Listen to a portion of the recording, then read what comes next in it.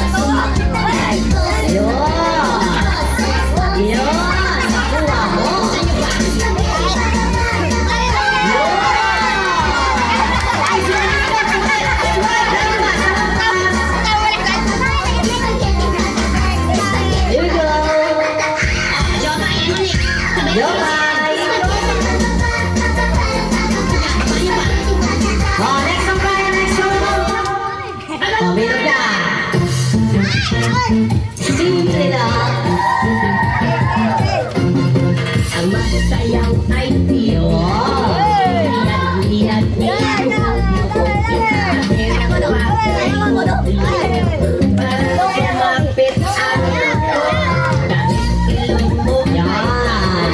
Boses mo ay kay parang mo. Hindi sa akin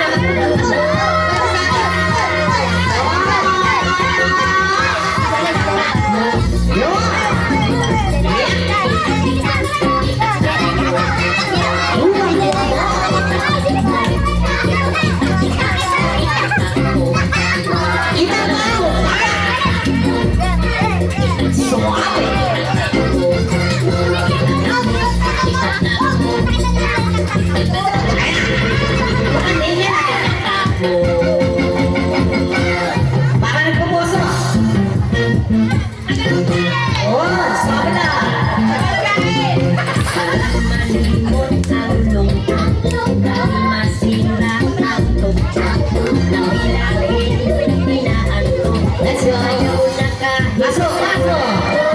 Bakit ka lang nakatampak? Yun o, malalim o. Malalim to. Paborito nila si kaibigan. Simple lang.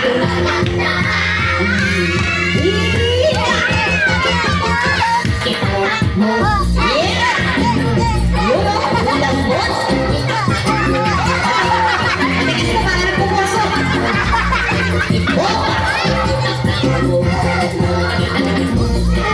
Ulit sa akin, ulit sa akin.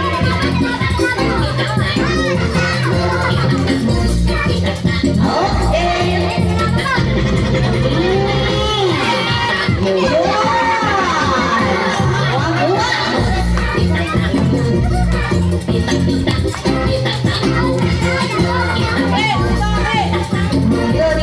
Dito sa bilog. Sige.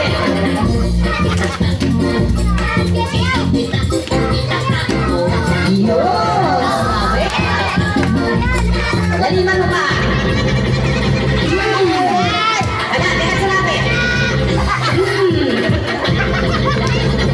Dekat sa lapit. Next song tayo, next song. Wala na break and go. Yes. Let's go sa mga babae naman. Come on, boy.